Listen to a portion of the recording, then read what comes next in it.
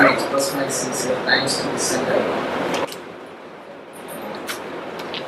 Center for Economic Development and for inviting me to share some thoughts with you on this religions. When Agartha called me, naturally a doubt raised in my mind on which topic I will answer. Because my teacher is already focusing on trade, development and aid. And Anil Kumar sir is generally talking about India-US relations. And naturally, so I'm in this kind of dilemma. But in the absence of Anil Kumar sir,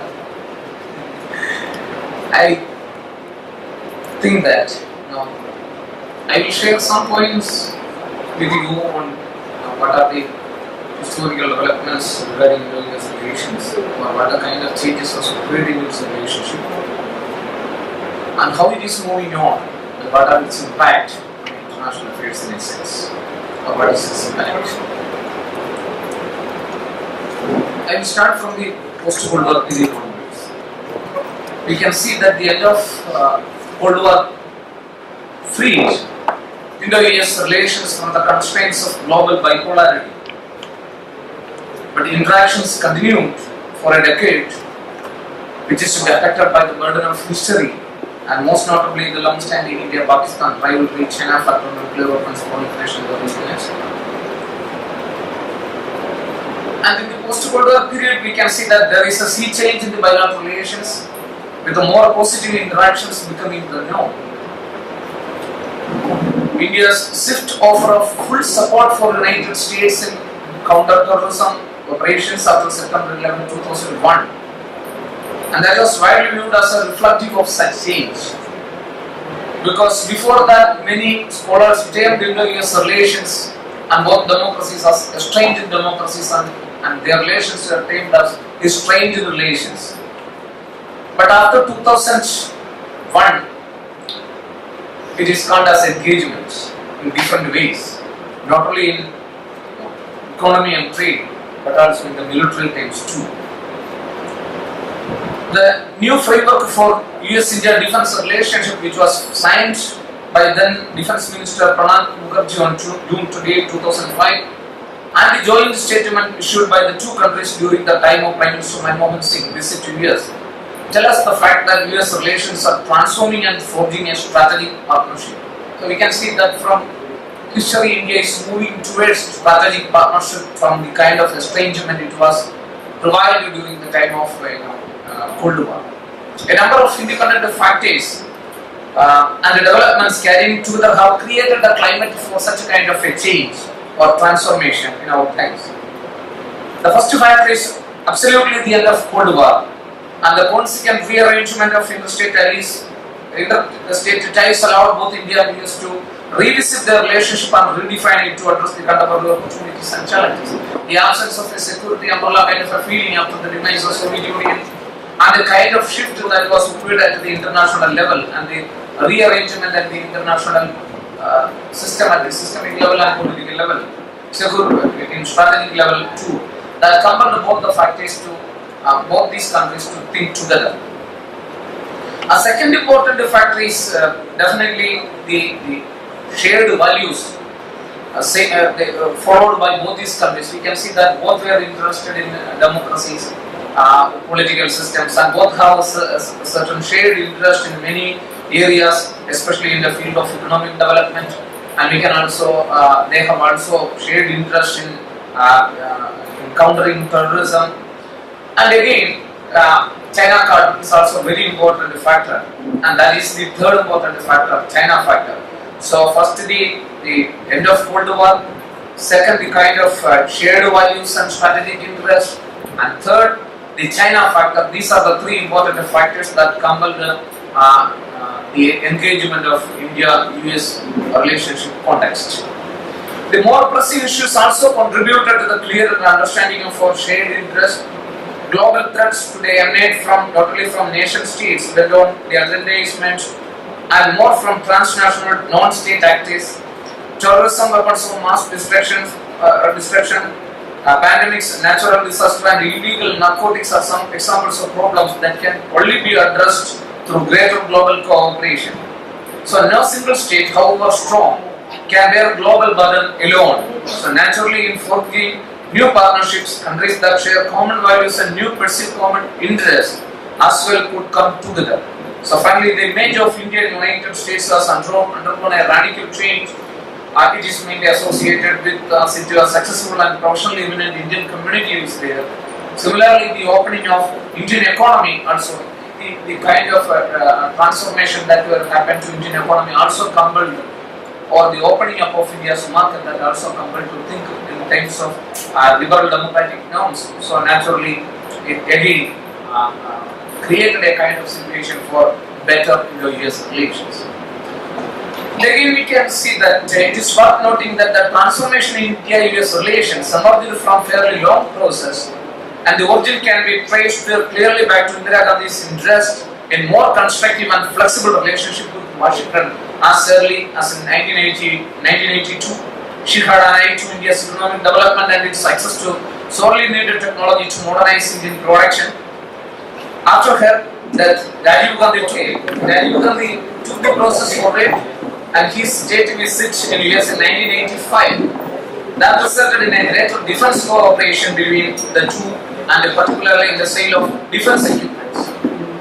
And with the end of Cold War, it was Narasimha Rao who took the next major step towards a close relationship with the US, and his concerns were primarily economic in the wake of India's financial crisis of 1990-91. Follow Soviet Union also accelerated the process, but the links were broken at the time when India conducted its second nuclear explosion in 1998. And the next milestone is in India-US relationship was the Jessel Singh Stoke-Talbot talks that were held from 1999 to 2001.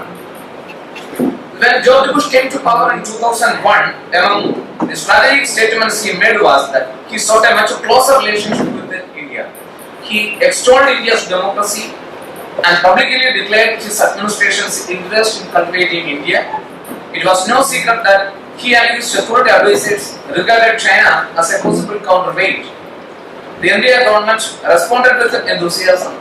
Perhaps the clearest expression of Indian government's interest in a new relationship was its support to Bush administration's controversial decision to build missile defense and its hope that it would be partner in missile defense initiative. India's turn toward Washington increased dramatically after the events of September 11, 2001. The Indian government immediately offered US virtually any military help it might require in responding to attack on the American mainland. So this brief survey on Indo-US relations reveals certain things. First, as noted earlier, India-US have been engaged in a fitful but rather steady rapprochement over the 2 decades, interrupted only briefly by the nuclear test of 1998. Second, on both sides, India and US, each of the 3 major formations, we can see that the Congress, BJP, and the Third Front also, have been involved in deepening the ties between United States and India. And third, every Indian government has tried to work with the US on nuclear matters too. Fourth, stronger military-to-military links has been pursued by every Indian government since Narasimha Rao. After September 11, 2001, these links have included regular intelligence sharing, particularly in respect of terrorism. And then we can see that the major step is next step in strategic partnership. And US George W. Bush resolved prior to assuming his office in January 2001 that his administration would alter the character of this important bilateral relationship in order to permanently enter the large, vibrant and successful democracy that is India in the ranks of US friends and allies. And later, Atal Bihari Vajpayee, then India's Prime Minister at that time, Bush found a perfect partner statesman who equally wary of the history of US-Indian antagonism and strongly inclined to regard the United States India's natural allies. Then we can see that a lot of agreements, defense cooperation frameworks, energy security agreements, we can see that a number of cooperation in the US-Indian nuclear deal. I am not discussing all these things, but we can see that there is a steady progress in the bilateral relationship between these countries. I would like to mention some other points related to this. You know, while reading this kind of a relationship, naturally a doubt can arise in what context this relationship is functioning at the international level. Definitely, our focus is on China. In many ways, we can see that Indo-US relations are strengthening on the basis of one of the most important factors we are always considering is China factor. But what I am trying to tell you is, India is not only strengthening its relationship with the United States, it is too ready to have better relationship with China, because it understands that this is an era in which multiple power centers will arise in international politics, and the kind of permanent kind of relationship or any kind of hardcore military alliances will not benefit India in the future, because India also are very much interested to play a global role. So, a close look on India's foreign policy will tells us the fact that India is more interested in playing different kinds of balancing. Scholars term it as soft balancing, in which the countries are engaging on temporary kinds of alliances. There are different strategies. It may lead to a kind of hard balancing in future if there is the situation demands. But India is interested in this kind of balancing strategy alliance with the US in a particular way through the soft balancing strategy, because it identified that this is a good platform for India to bargain with the major powers. Because if India is soft balancing with the United States, if India is soft balancing with China, if India is soft balancing with Japan, Australia, you can see that it will create a good platform for India to bargain with all these powers at the same time. Pakistan is also doing the same thing. So the triangular kind of relationship, India-US-China relationship, that is why when Germany presented a soft balancing kind of idea in the triangular relationship, even though this idea was originally developed by Robert and P with the TV port. So the idea of resisting the stronger one and maximizing the national interest touches upon the work of political realists, who argue that states in the post-Cold War era are balancing against unipolar might, or the stronger one is not in the traditional sense of using military build-ups, war-fighting alliances or transfers to military opponents, but through soft balancing, in which state leverage international institutions, economic statecraft and diplomatic arrangements to counterbalance the hegemon or the competitor. Here the centerpiece of my argument is that in the midst of strategic competition and strategic partnership, India is pursuing the realist soft balancing strategy, and the countervailing power dynamics are playing in this relationship in subtle ways. And it is not only a product of specific configurations of power distribution in the system, but also a rational behavior under different conditions of dependence in the modern world. Interplay between power disparity, compelling international situation, and strategic technological economic dependence that shapes states' decision in choosing different balancing strategies. The higher the power disparity and dependence, the more likely the state chooses soft balancing to pursue its security. The huge power gap, compelling international situation, and increasing strategic, technological, and economic dependence between India and US shape soft balancing in their relations. India's strategic relationship with the US provides ample opportunities for India to maximize its benefits through cooperation, and the realization of the Indo-US Single Nuclear Agreement, a renewal of strategic framework agreement with the Modi government, joint naval exercises, and US support for India to the UN Security Council, etc., are different strategic avenues before India for strengthening their cooperation. At the same time, it creates a soft balancing against the emerging power China and keeps option open for China to nurture a beneficial relationship with the US and India. So this is the benefit of soft balancing. It will keep options open. You can make a relationship with the United States, at the same time you can make a relationship with the opponent too. So this is very interesting in this kind of relationship. This soft balancing also provides more strategic options to India to have fruitful relations with the countries like Japan, which are not in the interest of either US or China.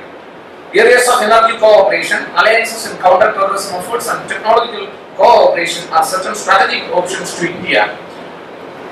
And in the coming days, the decades, India will have to devote much attention to the creation and maintenance of an optimal India-US-China triangle. But it is their assumption that American concern about China's emergence as a rival power and China's willingness to ensure India does not become an active member of the US-led China containment policy will ensure that a soft confident rise in India will not be without the diplomatic option. So we can see that this kind of a soft balancing strategy give enough opportunities for India in many ways, and it is placing in subtle way. It is already functioning in its relationship between India and major powers. And what are the, while reading this, we can share some of the thoughts also. Both India and US wants to become the major players in international politics. So both needs a peaceful relationship. But what is the benefit we are getting out of United States-India relationship is always create serious kinds of debates among international community. Because when we are analyzing India's national interest and India's problems, it is mainly anchoring on India's neighborhood.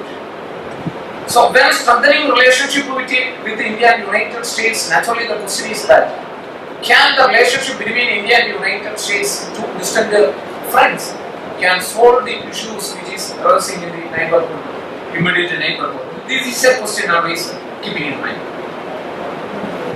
Again, we can see that